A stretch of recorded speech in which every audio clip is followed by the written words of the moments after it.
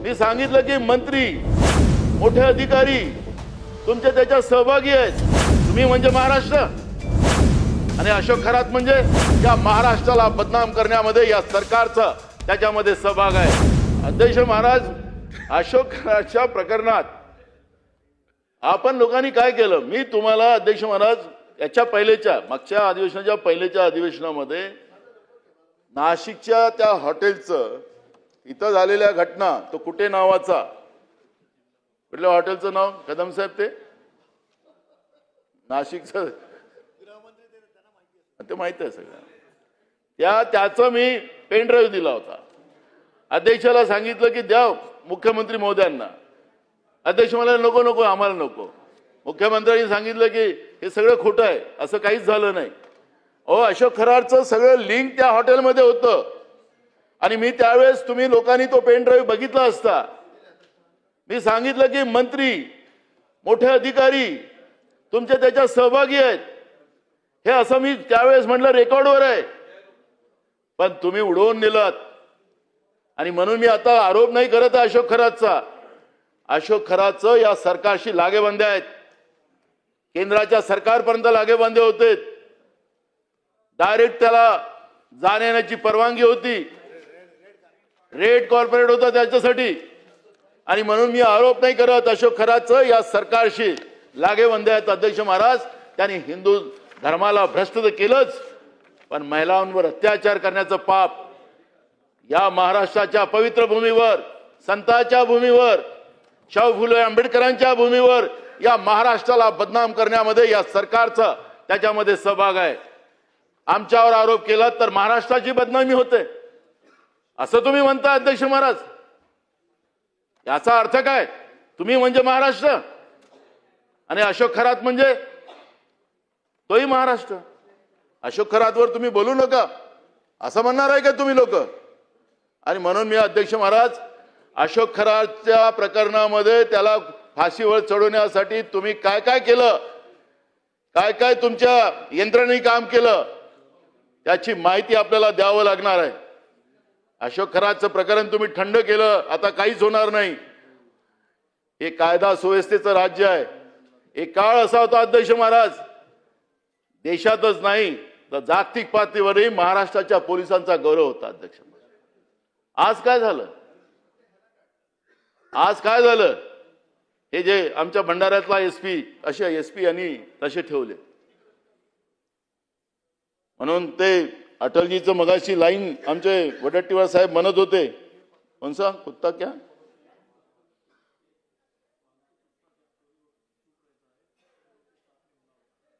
पालतू कुत्ता जब चोरी होती है तो जो चुप रहता है तो समझो वो चोरों के साथ है।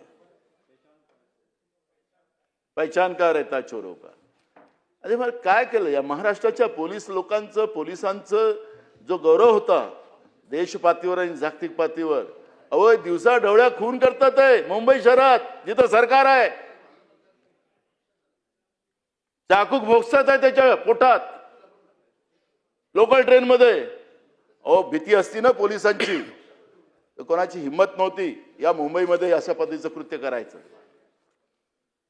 पण तुम्ही लोकांनी पोलिसांना, नाबर्थ शब्द वापरणार नाही, पण तुम्ही त्यांना पूर्ण झोपवलेलं आहे,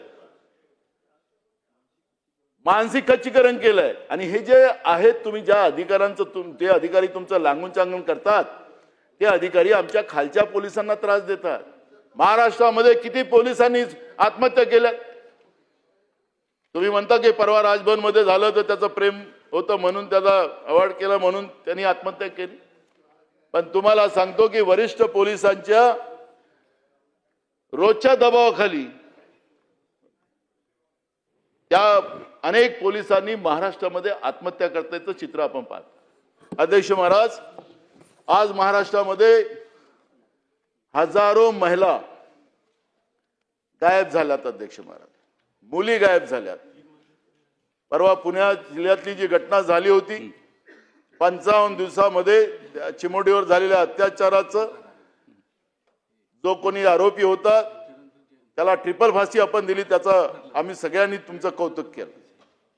इतकं वेगवान सरकार, पण या वेगवान सरकारचं दुसऱ्याच दिवशी ज्या दिवशी हा निर्णय झाला, माननीय न्यायालयाने दिला, त्याला ट्रिपल फाशीची सजा दिली. दुसऱ्या दिवशी जळगाव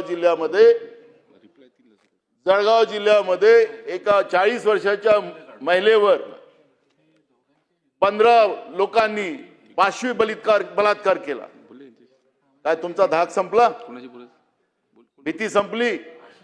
आणि म्हणून मुख्यमंत्री महोदयांना त्या दिवशी मी म्हणालो होतो की एका केसमध्ये आपण जलद गतीनं काम केलं, तसं महाराष्ट्रामध्ये ज्या चिमुरडीवर अत्याचार झाला, महिलेवर अत्याचार झाला, अशा पद्धतीचा फास्ट ट्रॅक व्यवस्था सगळ्या महाराष्ट्रात करा आणि सगळ्या केसेसमध्ये अशा नराधामाला फाशीची सजा द्या, असं आम्ही म्हटलं होतं. पण नाही करणार.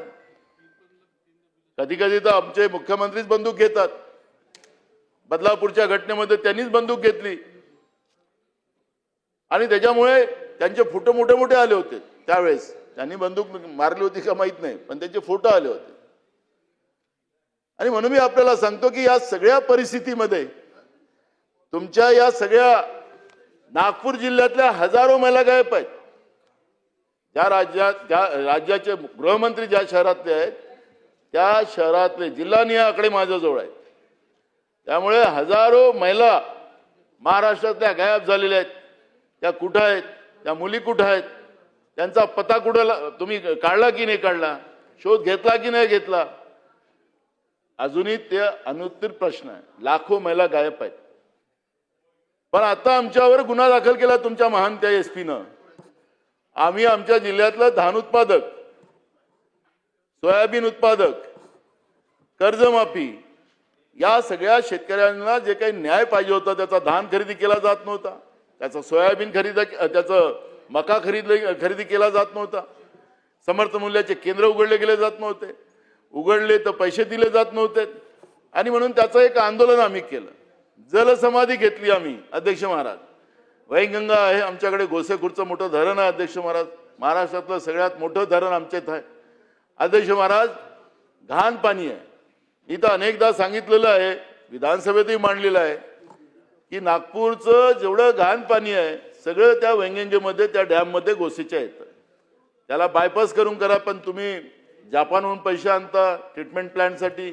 महानगरपालिका नागपूर काम करते, पण ते होत नाही. त्या घाण पाण्याचं सुद्धा शेतकऱ्यांच्यासाठी आम्ही तिथं जलसमाधी घेतली. गळ्यापर्यंत पाण्यामध्ये आम्ही उतरलं राहिलो. काही भगिनी होत्यात, आम्ही होतो, सगळे होतो. पोलिसांचं कुठेही पोलिसांना आम्ही त्रास दिला नाही. कोणाचा ट्रॅफिक जाम आम्ही केलं नाही. आम्ही ट्रॅफिक जाम केलं नाही. आणि हे 1 महिन्याच्या नंतर तुम्ही तपासून घ्याल कदम साहेब, 1 महिन्याच्या नंतर या निवडणुकीच्या, विधान परिषदेच्या निवडणुकीच्या तुमच्या महान एसपीनं आमच्यावर गुन्हे दाखल केले.